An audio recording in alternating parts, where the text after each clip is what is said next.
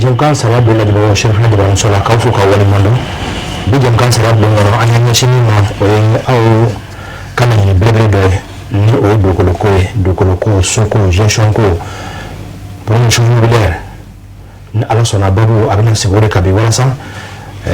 lonze ko bi chugo mun na fe do ko anga se ganda do la ka fasa like ni mi so be joroke na ko mi awla aw kamana gan no munna amna se ko bela jene nyina bobbi ka sabu ke aw kan ni badoye ni o yedo ko bi hakna ni do le temps du jour la professionnalisation de la gestion immobilière au Mali, l'expérience d'Égypte Mali au service de la confiance. Donc on sera au Baye Mali, aouye galère mon sorokono. Ce qui font fengara aouye a confirmé anyana ka fo akara sawe ka obo kumban chama kono ka fili chama mbo au sengoro. Bi o makele me amulokoro ni oye monsieur Mamadou Tchekoura Dambélé, responsable technique et administratif de l'Égypte Mali. Ana de ñogon fe bi ni dogolo takalaje bi soko takalaje du suma kasabe ako konana. Oh, Égypte Mali tamashe nyuando bi usera muneke wala sa ka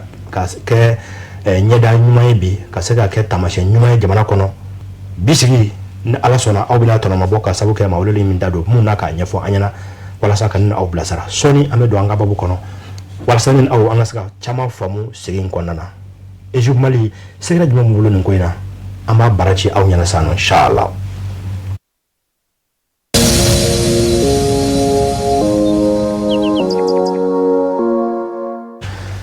Monsieur le responsable technique et administratif Égypte Mali do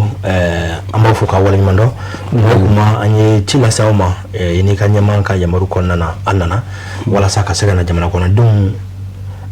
hakilala tege ko do ka mun kuna siribula jamana kona jangu mun jamana ko ka kelengere yala ama sizoka jamana ko kanala mau sega na mali mun metungana tungana no yetungana ngawe itemeli do kala no udado la ku ka gela unyefo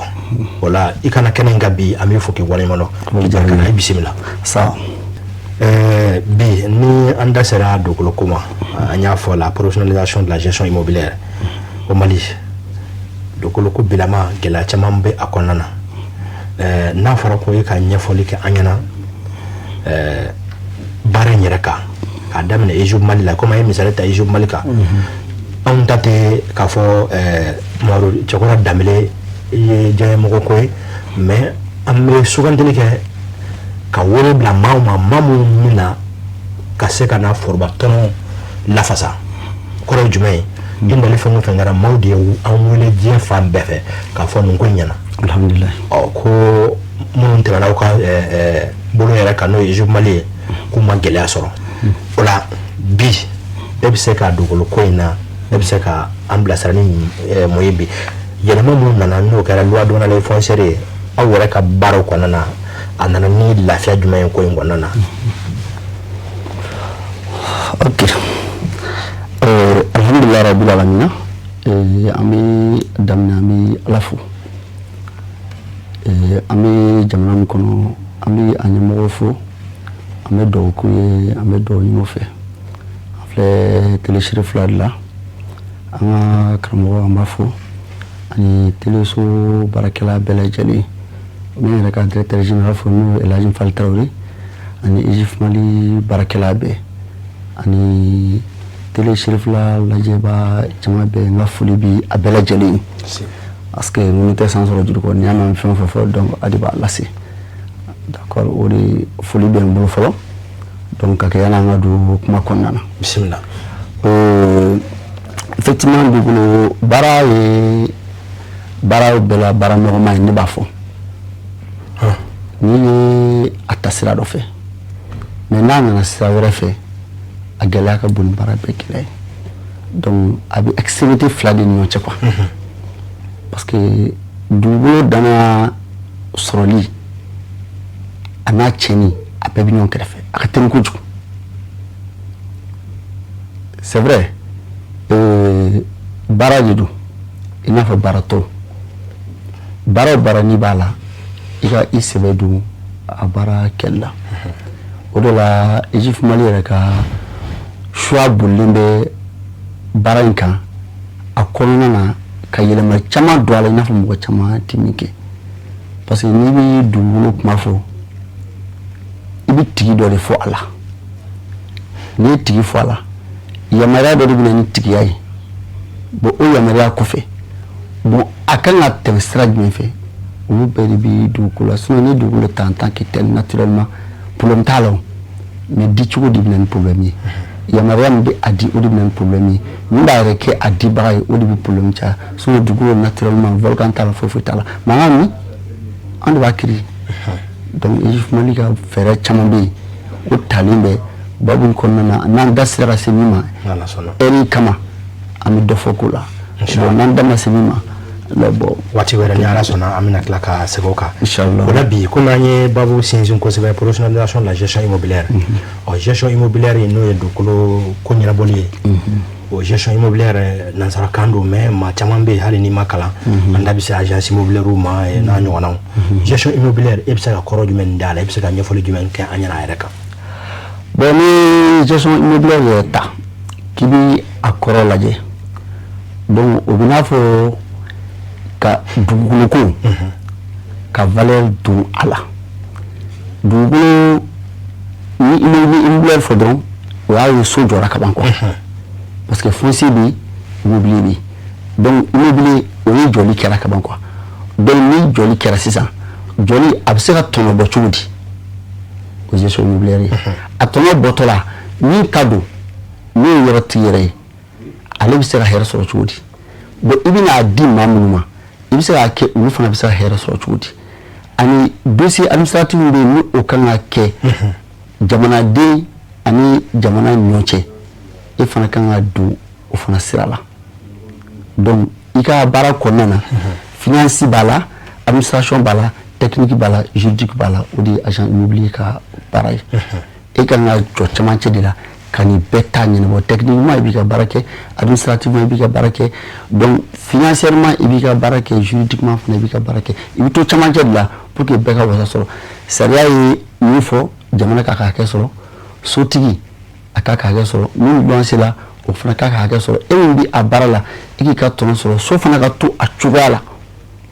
a bɛ entretien kɛ cogo min na donc o de ye gestion immobilière ye. Monsieur Dembélé a diyara n ye faamuyali sɔrɔla nin kɔrɔfɔ in na mais n'i y'a ye an ye ci bila Egypte Mali ma i n'a fɔ n da sera yɔrɔ in ma jamukan daminɛ na cogo min na anw ye jamukan caman kɛ nin cadre kɔnɔ ka ci bila agence immobilière caman ma société caman ma mais caman bɛ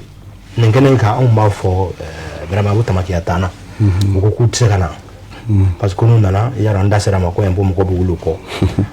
o kɔrɔ ye k'a fɔ anw bɛ sariya bulon de kɛnɛ kan olu tɛ se ka n'an ka kɛnɛ kɔnɔ parce que si tabu tɛ anw fɛ yan nɔ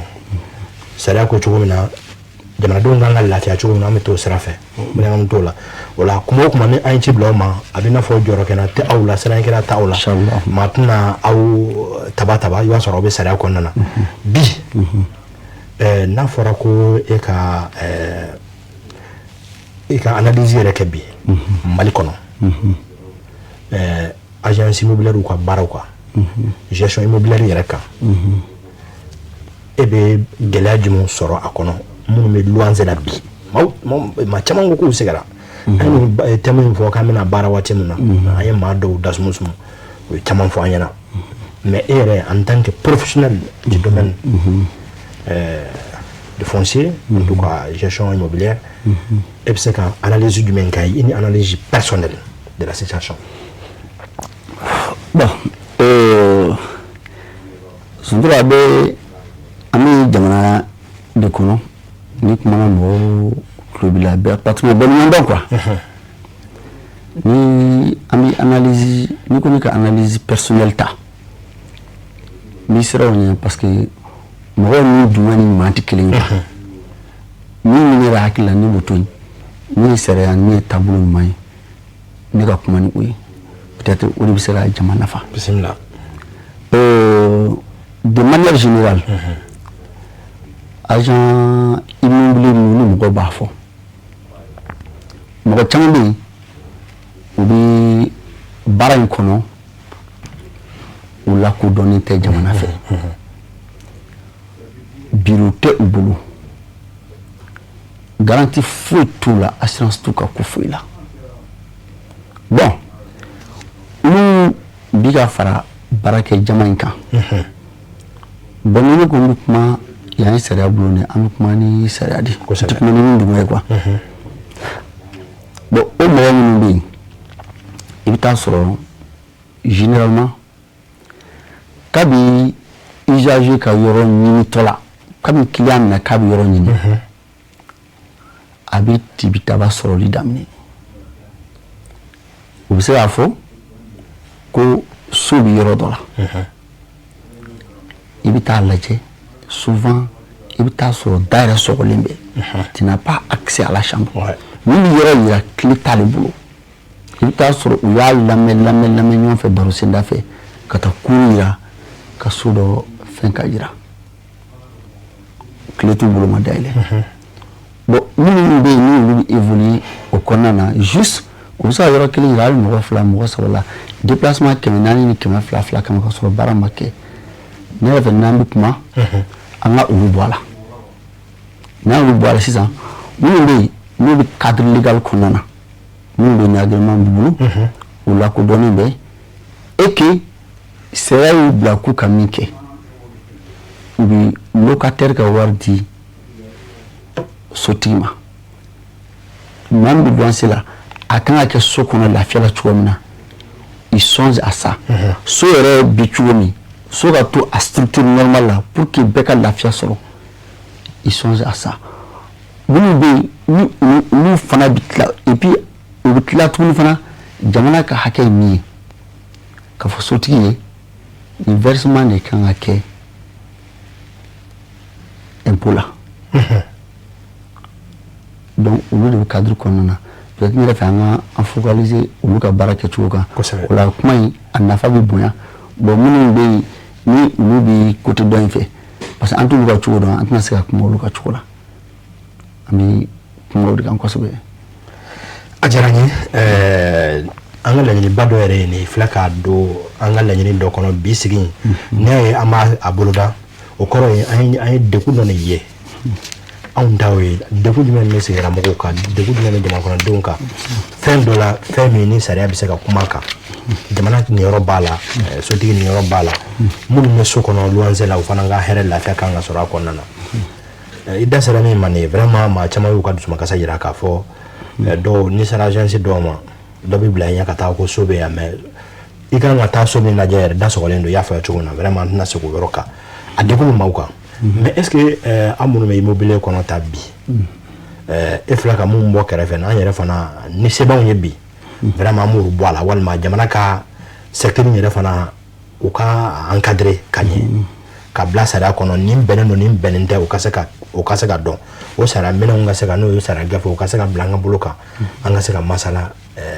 ni ma chese lonye wala sa ko fana encourager o ka bara konana o blanga la nyino kono société immobilière ni ataka la jebi agent immobilier da serama est-ce que amase yoro do fana na munu mala ka bara nge ka nye ina fanyi misali ta izu malika chukono au kaseka faranyo nga ke kudoy kunu na seka hakina dota ka jamana yere lafia na yiwa awa ya kina ejimo la bi na sura abe wala nati oui kunu bi agent immobilier farle minyoka ou kunu bi administrateur des biens immobiliers comme nous détaché ka bo agence immobilière là nous fana ka kunu bi o fana konana ya le promoteur immobilier ina eju ba resoro o konana o fana ka kunu bi ibiga cadrage fo jamana kelinga ni be cadre kabla waro sere yi fendo abano na kwa ni fera do bi kerala ni ti fera do ibi mabola sunu mun ka barake de manière un peu frauduleuse ba don kubuga minke waro ba don parce que jamana cadre bi ni ta ko ça veut dire qu'il était sérieux ko sunu jamana yi astigo ke bon mun bi ni agence wi o fana farla nyonka mais abe mo ko di c'est une question d'homme il en a fait en fait on va continuer tout sur le bon travail bon on a des gens qui se passent pour agent de que agent quoi ou que entreprise de agent quand sur le temps sur le bureau na gana ou que entreprise de agent donc souvent nous on titre un peu de complicité on va recouvrir pour calma bon nous beri kangacho nous jora peut-être nous à colonie la coup de ils sont tenus à baraka kanyo parce que bara ye jamana ye fendo e mali en détail am mali dama nga wara ji tola am na ñon tolo mu tumala tolo bu ka tumala na fo ku bi en fana o tolo ni won bla limbunya bon souvent nere feni agent immobilier sera ka laje ou ku ni ro boala peut-être ko ta tolo secteur wa kono la ana kuma o fana kan abino ko yakwa bien ni la fia ko fo c'est ko mba do ni fana dasera au moment ni anye secteur ngona la jebi ma fana mala ka luanze gela fo ko luanze wari bilama amena ka duwa ko no bla ka tanga village ko no na ma ko be duwa ko no fana na alors sara kemme ka o ko imburu da chogo jume luanze ko soro mun bala yalma a yeledi luanze wari yeledi ka se foyoro jala agence immobilière do wa surtout do wa walma jamana yere de do ibse ka ni acteur nu sabab be joro fa yana ni ko inga musaka ko lawa bon so war gelali ibi beka jala ki rasul akono soti c'est vrai ka sojo mais ika don ibi jamana do kono jamana do bi force do bi na protéger lembe na ban protéger ka bo binkanima ubi sarado donc au cadre de kono o tiga fuke ni en protection te bon ni afora en dama sisa on est exposé parce que raison fuitimina amen e bi ga so do be se ga na so kono mati je sera do bi wala ka lo sera kile ika bonya ni bi ka so wari yele au moins c'est ka so yi bar do kala un peu équivalent aux frais d'augmentation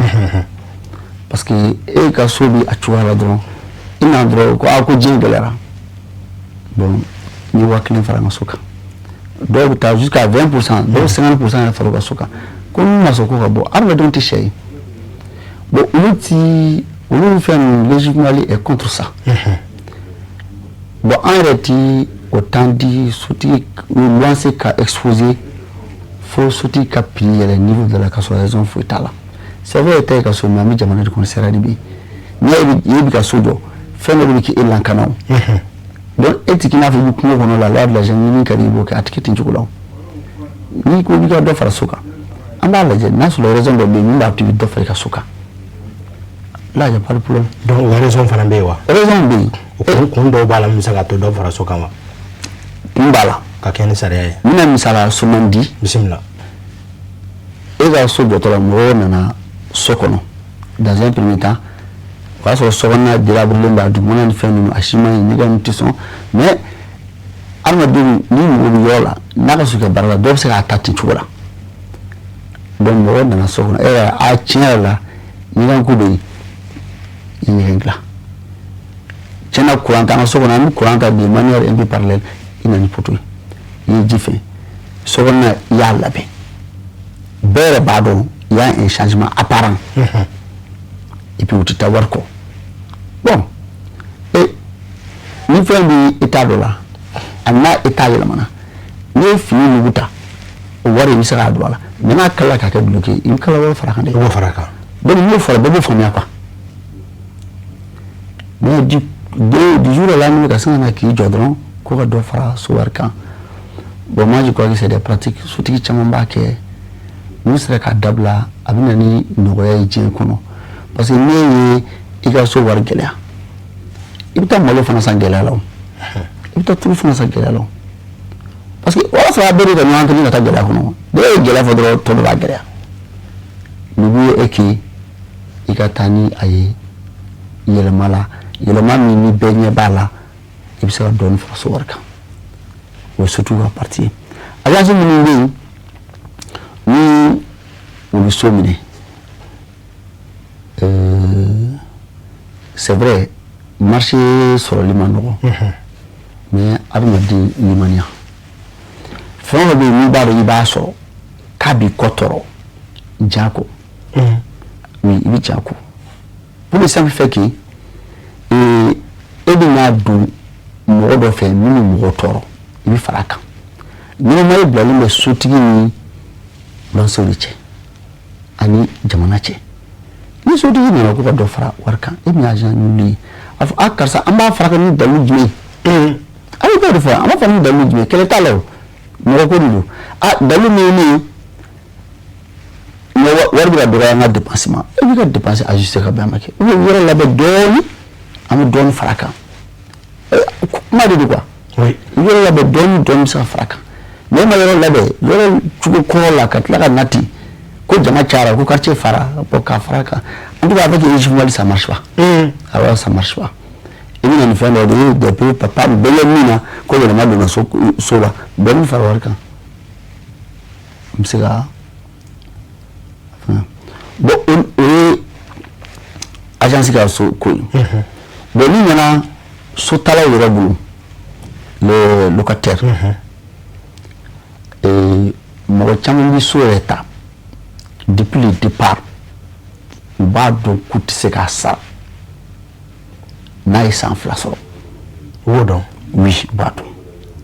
dɔw bɛ kundugu yɔrɔ de ɲini ka bɔ problème dɔ kɔrɔ ka tila ka taa problème il faut pas déplacer le problème e b'a dɔn e ka sɔrɔ ye min ye komi ni maa min bolola baara kɛ ani maa min fonctionnaire ye i mana kɛ cogo o cogo i bɛ min sɔrɔ kalo kɔnɔ i hakili bɛ fɛn dɔ la o bon ni i bɛ so ta cogo o cogo il faut tout faire i bɛ so min ta a baara in yɛrɛ international bɛɛ ye jateminɛkɛla bɛɛ bɛnnen bɛ min kan i jija i ka so wari courant wari i ka so ye entretien bɛ ji ni fɛn ninnu bɛɛ a ka di i ka sara 30% sɔrɔ misali dɔ d'a ma o la koyi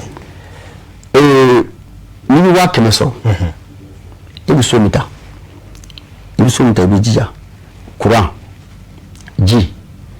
télé ninnu n'abonnement fɛn o fɛn bɛ yen n'a bɛ ni so dɔrɔn concerné hali télé abonnement calcul de don parce que i tɛ se ka don maa ka calcul kɔnɔ ne sera 1000 e tɛ se ka ta 1000 dun a se k'o dɔn donc o la hali abonnement min mɔgɔ bɛ jɔ a la i b'a jate i bɛ jija n'o bɛɛ farala ɲɔgɔn kan a kana tɛmɛ 200 kan mais mɔgɔ min sara ye kalo kɔnɔ 200 ye don o la ni maa min sara ye kalo kɔnɔ 200 ye 200 fana 30% bɛ yen ni 30% jateminɛ an tɛ taa n'o ye 90,000 yɔrɔw la ni calcul ɲɛna n bolo donc ni 30% lajɛ yɔrɔ ni kuma fɔra bɛɛ b'i yɛrɛ tɔgɔ dɔn ko bɛɛ b'a dɔn ni de bɛ concerné bɛɛ b'a dɔn habitant de n'i y'a dan o ma est-ce que i b'i yɛrɛ sɔrɔ problème kɔnɔ dans les jours à venir i t'i yɛrɛ sɔrɔ problème kɔnɔ les 30% 90 don n'i bɛ 200 ta kalo la i sara ye kalo kɔnɔ 200 ye i man ka tɛmɛ 90 kan i bɛ so min ta so a n'a courant a n'a ji o de don so courant ji télé abonnement ni télé min fɛ yen i bɛ jɛ kɔni ka mun wa kɔnɔntɔn dɔw la peut-être i bɛ se ka so ta 4000 500 o ye 300 i sara de i b'a kɛ n'o de donc ni i tɛmɛn'o kan e bɛ sara 200 e ye 50 so ta donc tu vois que c'est mal engagé donc peut-être so talaw fana fo k'a lajɛ i bɛ se k'a dɔ ta circonstance dɔ la par crise i b'a ta pour que ka waati dɔ la tɛmɛ mais i b'a la a tɛ continue donc nin yɔrɔ in na ni nafa b'an kan kosɛbɛ kosɛbɛ an bɛ nin ye Mali kɔnɔ parce que misali ye nin vraiment ni y'an wele ka na an b'a fɛ ka maa dɔw de bɔ fili kɔnɔna na Mali kɔnɔ yan Mali kɔ kan ni da sera seko ma bi ni bɛɛ bɛ ɲɔgɔn fɛ an ka téléphone numéro WhatsApp numéro bila o WhatsApp numéro o bɛ bila ne ni lamɛnbagaw ni ɲɔgɔn cɛ maa caman bɛ yen nɔ minnu ni an wele jamana kɔfɛ jamana kɔnɔ jango an bɛ duguba kɔnɔna mun na Bamakɔ dama tɛ hali Mali duguba kɔnɔnaw maaw bɛ kole ni soko ye ko ni aw sera k'a lajɛ sotigiw sera k'a lajɛ ɔ maa minnu mana se k'u yɛrɛ kalifa Egypte Mali la yala Egypte Mali k'a bɛ de bɛna so ta waati min na Egypte Mali b'a i dɛmɛ nin bɛɛ lajɛlen na wa ka se k'i bilasira nin fɛn ninnu kɔnɔ walasa i kana turu parce que e min fɔ sisan nɔ i sara ye 200 ye donc kɔrɔ n'i ye 150 so ta ça ne tombe pas donc ça tombe pas c'est mal engagé, ça tombe pas en réalité. Ça tombe pas. Alors, mais quand tu nous m'as sera qu'à boire sera fait. À n'a pas du mal yeraka. C'est les jours Mali bien sûr. Et nous calcule ta. On a ta paramètre là, halka da soko drama. Il ne se trouve pas enseigné. Peut-être que l'économie a stabilisé. Avec ça, il y a la possibilité d'aller épargner. Oui. Il va se faire mal. Ah là, il y a la possibilité de se faire mal. Parce que nous sommes sous-gérés, sous-gérés. Le reste là, il court au nom. Parce que un agent immobilier, il y a que quoi. Il faut aussi servir de conseiller. Nous, on est la personne. Et là, quand il vient pour la première fois, il me ressort, il me dit, il chaman là. Souvent, il y a qui engagé. N'a qu'à terrain sain, n'a qu'à sojourner, n'a qu'à lancer. En tout cas, tu ne vas pas manquer de conseils. Très bien. Monsieur le responsable technique administratif, what is Banamolokoye? Kasoro, nous allons donner l'animal à la famille sur la sécurité, à son adoré Boroda, parce que en fait, c'est vraiment à ma fait, n'y aura une marque sur le choix Sigaka. En tas de publicité, parce qu'il y a une caméra voyée. Ayi ma caman wele minnu bolo baara ko kan se kana ko n'a nana ko an bɔ mɔgɔw bɛ wuli an kɔ anw ye sariya bilo jamukan kɛbagaw ye anw tɛ se ka o tugu n'u tɛ se ka na i tɛ se ka na k'aw kan bɛ karise o min ka di nin ye k'o dɔrɔn fɔ non o tɛ pase anw fɛ yan ayi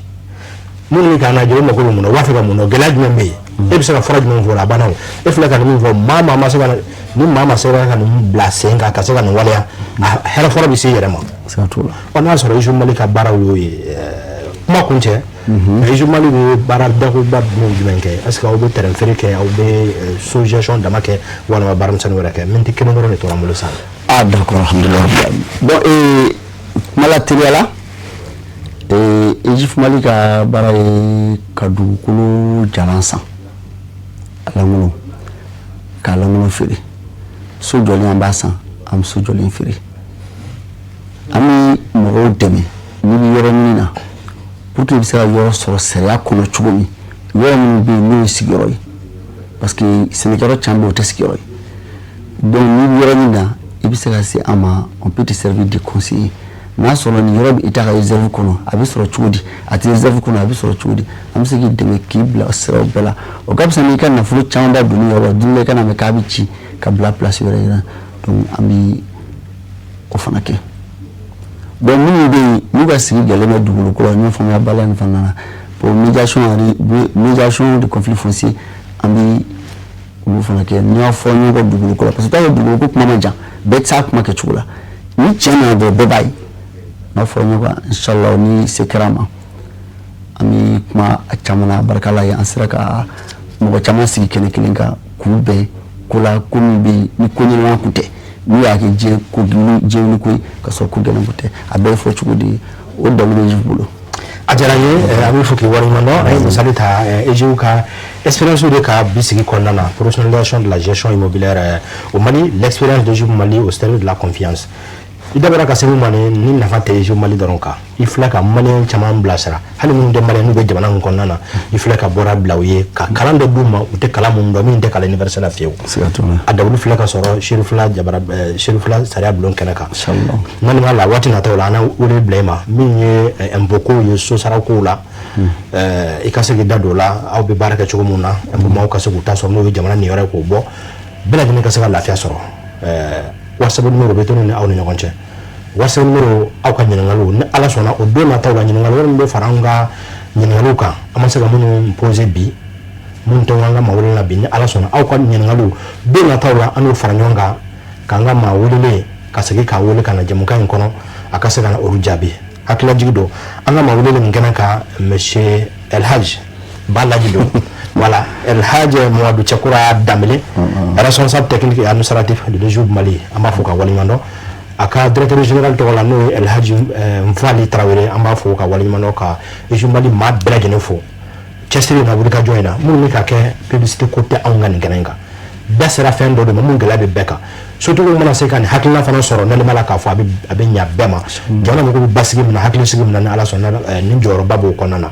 maaw kuma gannen o jɔyɔrɔlen don ne b'a fɔ waati wɛrɛ an ka ɲɔgɔn sɔrɔ jɛmukan sariya don wɛrɛ kan ne b'a fɔ a k'an bɛ dɔn wɛrɛ salamu aleykum warahmatulahi taala wabarakatuh. Wa aleykum salaam.